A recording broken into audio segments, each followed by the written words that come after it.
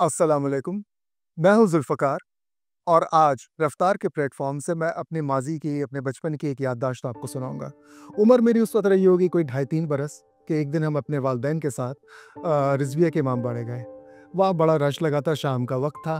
खैर मेरी वालदा ने मुझे गोद में उठाया और मुझे लेके उस भीड़ की तरफ गईं। वहाँ बहुत सारे लोहे के जस्त के संदूक बिखरे हुए थे, बहुत बड़े साइज़ के थे और वो इस तरह टूटे हुए थे जैसे किसी ने बड़े-बड़े हथौड़े मार के उनको फाड़ा। पता ये चला कि ये संदूक एक खातून की वजह से इस हाल को पहुँचे हैं और सिर्फ़ ये संदूक ही नहीं, इस खातून की वजह से 18 अफ़राद जान की बाज़ी भी हार चुके हैं।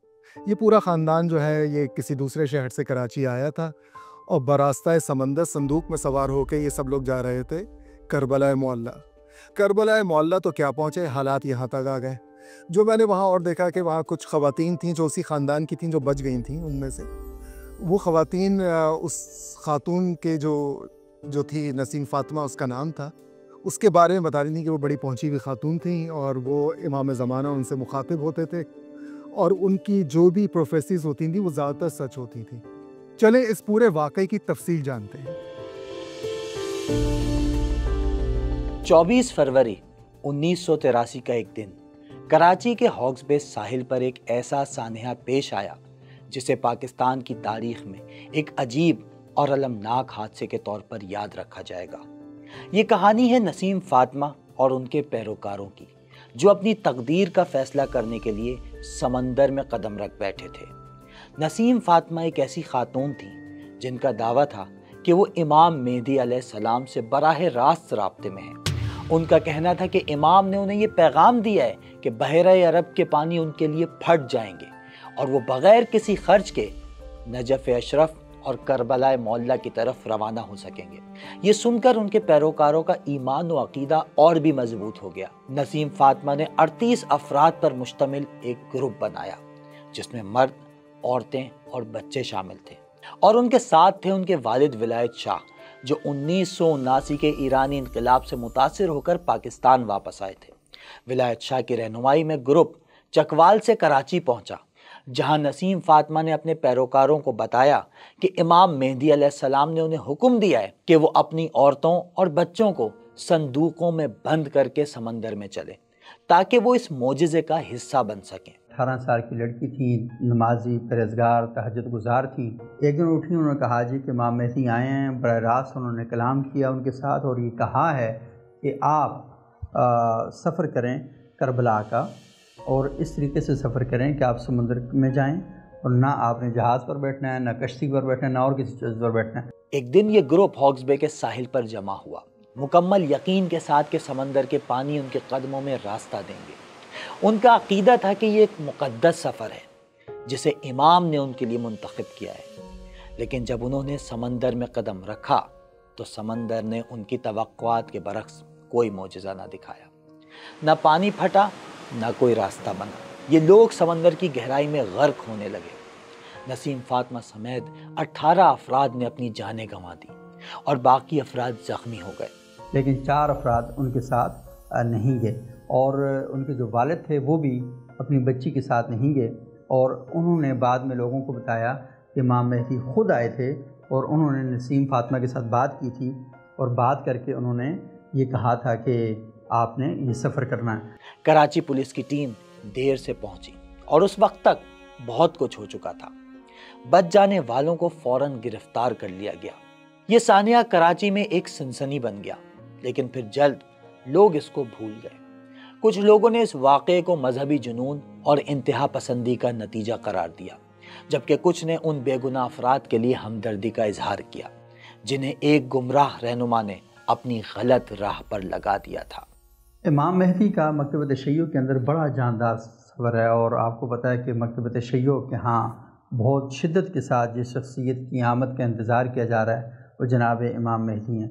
और आपको पता है कि बहुत एक्सप्लाइट किया जाता है, इस अक़ीदे को बड़ा बयान किया जाता है और ये कहा जाता है कि इमाम मेहदी जब आएंगे तो जो अहले बैत के साथ मुज़ालिम हुए हैं उन सब का बदला लेंगे।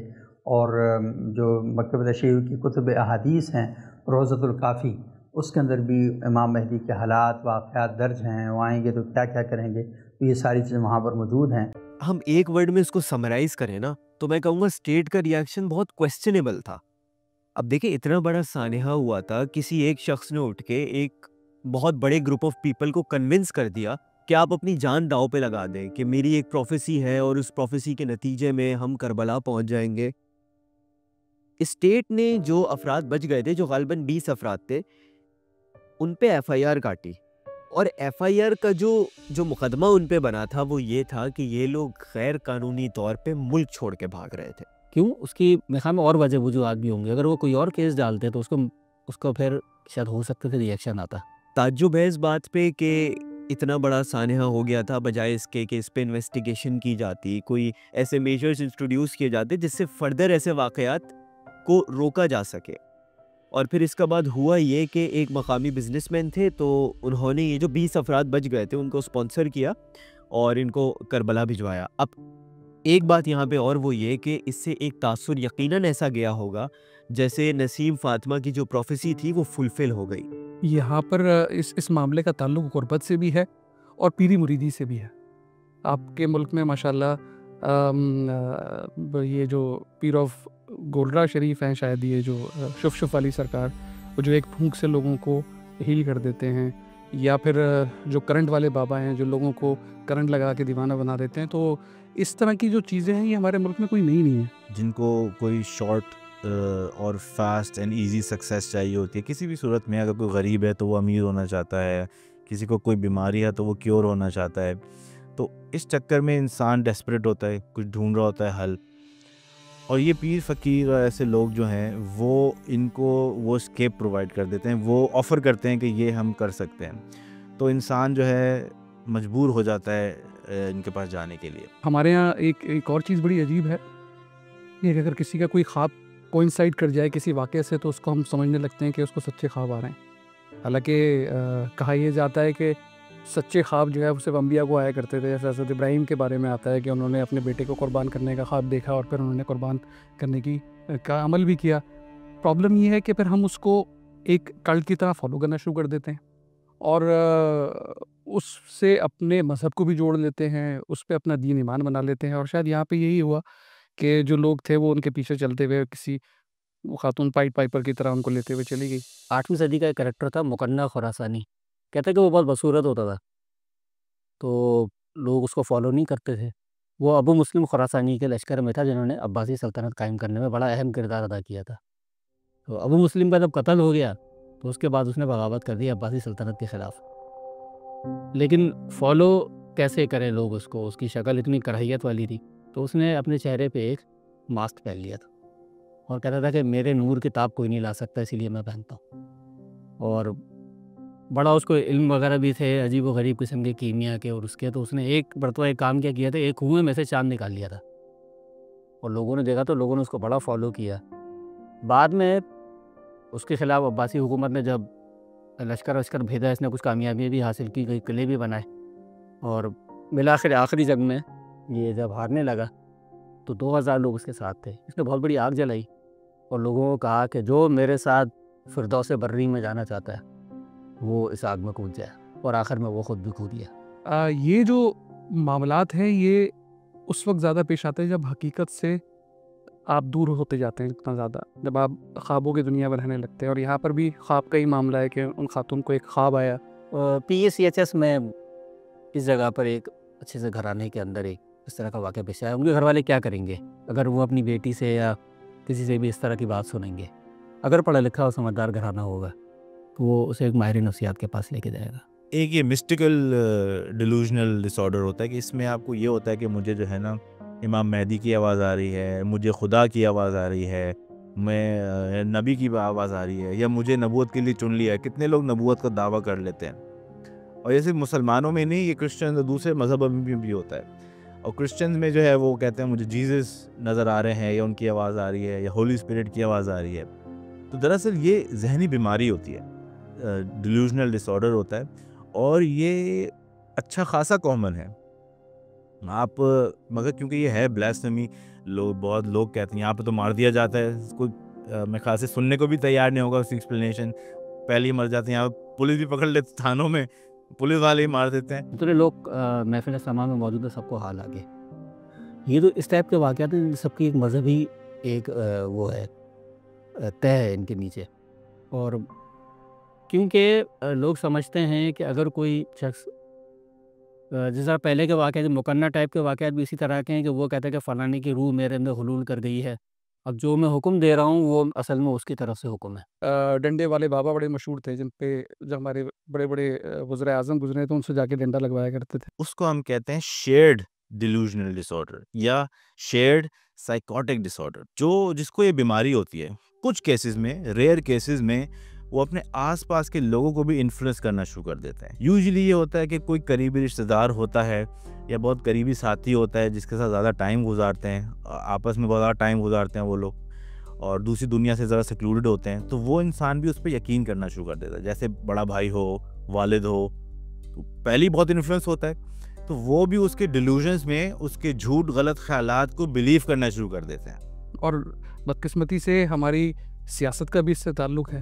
اس طرح پیر اپنے پیچھے لوگوں کو چلا کے آگے لے کے چلے جاتے ہیں، اس طرح سیاست میں بھی زومبیز کا تصور ہے کہ وہ کوئی بات سننا نہیں چاہتے، جس کی آج کل ہم لوگ بہت مثالیں دیکھتے ہیں. ہمیں بچپن سے خواہش ہے کہ ہمارے ملک میں کوئی اچھا نظام آ جائے، کوئی اچھا لیڈر آ جائے جو ہمیں ترقی کی طرف لے جائے. تو اس چکر میں کتنے ایسے پولیٹیکل لیڈرز آئے جس پہ عوام اگری ہو جاتی کہ یہی ہمارا مسیحا ہے اور یہی جناب نمبر 1 ہے، یہی ہمیں اس مصیبت سے نکالے گا. پھر پتہ چلتا ہے کہ جناب وہ تو ویسے ہی تھے جیسے باقی ہیں. پھر کوئی نیا آ جاتا ہے، ہمیں ایکسپلائٹ کرتا ہے، ہم ہو بھی جاتے ہیں کیونکہ ہمیں بہت شدید ہماری کریونگ ہے یہ کہ ہمیں کچھ ایسا مل جائے. تو اسی طرح جو ونڈربل لوگ ہوتے ہیں وہ یہ اس کو راہ دکھاتے ہیں کہ ہاں میں کر دوں گا. یہ کینسر ہے کسی کو، کہیں گے ہاں یہ تو ٹریٹیبل ہے، میں کروں گا، دعا کروں گا، فلاں تعویذ کروں گا تو کینسر تو میں ٹھیک کر دیتا ہوں. اسی طرح اب مالی مسئلہ ہے، وہ تو میں نے کتنوں کو ارب پتی بنایا ہے اسی طرح سے. تو بندہ جو ہے نا کرنے لگتا ہے. آپ سوچیں نا کہ ایک مجمع میں آپ موجود ہیں اور وہاں پر 50-60 ہزار لوگ ہیں، آپ 1 2 3 کہیں اور پورا مجموعہ خاموش ہو جائے اور سوئی گرنے کی آواز بھی آئے. یہ تو طاقت کا اظہار ہے نا. کچھ لوگ اس کے لیے مذہب کا استعمال کرتے ہیں، کچھ لوگ اس کے لیے زبان کا استعمال کرتے ہیں، کچھ لوگ اس کے لیے اپنی قوم کا استعمال کرتے ہیں. بڑا سپر کمپیوٹر ہو، ہیک اگر ہو گیا تو گیا، ٹھیک ہے. ایسی انسان کا ذہن بھی ہیک ہو سکتا ہے. تجربے سے لوگوں نے سیکھا ہے کہ یہ کیسے ہیک کیا جاتا ہے انسان کے ذہنوں کو. ہم سائیکالوجسٹ بھی ایک طرح سے ہیک ہی کرتے ہیں مگر پیشنٹ کے بینیفٹ کے لیے. جیسے میں ہپنو تھیراپی کی ایگزامپل دوں آپ کو.